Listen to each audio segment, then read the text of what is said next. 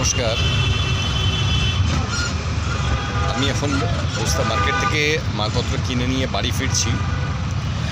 আগে আমি একদিন ইনফরমেশন দিয়েছিলাম যে এলাচের দাম ভীষণভাবে বাড়তে চলেছে, 4,000 টাকা পর্যন্ত যেতে পারে, এরকম একটা ইনফরমেশন দিয়েছিলাম। কিন্তু এখনও পর্যন্ত কিন্তু সেটার দাম বিশেষ কিছু বাড়েনি, না বেড়ে 3200 টাকা বা 3300-3400 টাকাতে কিন্তু 7mm এলাচ পাওয়া যাচ্ছে। আমি আগের একটা ভিডিও যে বানিয়েছিলাম মশলার একটা হোলসেলারের ভিডিও, একটা দেখে নেবেন যারা দেখেননি, তাহলে বুঝতে পারবেন দামটা কী চলছে। মজার বিষয়টা হলো মার্কেটের সবাই বলছিল দাম বাড়বে, কিন্তু বাড়েনি দামটা। তো আমি যারা ইনফরমেশনটা দিচ্ছিলেন তাদের কাছে গিয়ে আমি জিজ্ঞাসা করলাম যে কী কারণের জন্য এখনও পর্যন্ত দামটা বাড়েনি। আপনারা তো সবাই বললেন যে দাম বেড়ে যাবে, ভয় দেখালেন। আমিও মাল তুলে নিলাম, অনেকেই হয়তো মাল তুলেছেন, আমার কথা শুনেও হয়তো অনেকে মাল তুলেছেন। তো 4,000 টাকা চলে যাবে, ব্যাপারটা কী হলো। তাদের থেকে যে ইনফরমেশনটা পেলাম, এবারে আমি এখানে একটা কথা বলি যে ইনফরমেশনটা কার থেকে পেয়েছি। যিনি যাতে ইনফরমেশন পেয়েছি তিনি কিন্তু অকশানে মাল কেনেন কেরালা থেকে, ঠিক আছে, যেখানে মার্কেটে বিক্রি হয়, মানে খুব বড় মাপের ব্যবসাদার, বুঝতেই পারছেন। তার থেকে কিন্তু ইনফরমেশন পেলাম।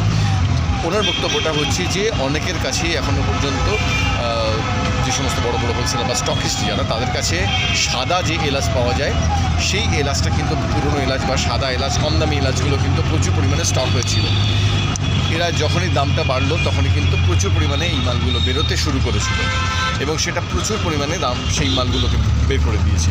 এবং সেটা মোটামুটি প্রায় শেষের দিকে, বা হয়তো কারোর কাছে কিছু যে সমস্ত ছোটোখাটো হোলসেলার যারা এনে বিক্রি করছেন তাদের কাছে রয়েছে, মেনলি স্টকিস্ট যারা, তাদের কাছে কিন্তু কোনো মাল এখন আর নেই।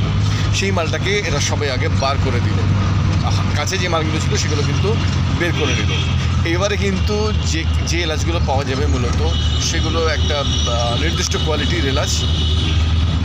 তারা তাদের কতটা কি স্টক হচ্ছে না হচ্ছে এবারে কিন্তু তারা বাজারটাকে নিয়ন্ত্রণ করবেন, এবং দাম যেদিকেই যাক, যদি কমে যায়, ফসলের খবর যদি নতুন আসে তাহলে কমতেও পারে, কিন্তু বাড়বার সম্ভাবনাটা কিন্তু এখনও কিন্তু সেই জায়গাতেই রয়েছে। মার্কেটের এটা ইনফরমেশান। এবারে যেহেতু আমি আগে একবার বলেছিলাম দাম বাড়ছে, সেই জন্য এটা আপনাদেরকে জানানোটা ভীষণ জরুরি বলে মনে হলো, কারণ আপনারা অনেকে হয়তো মাল তুলবেন বা মনে হবে যে আমি কিছু ভুল বলেছিলাম।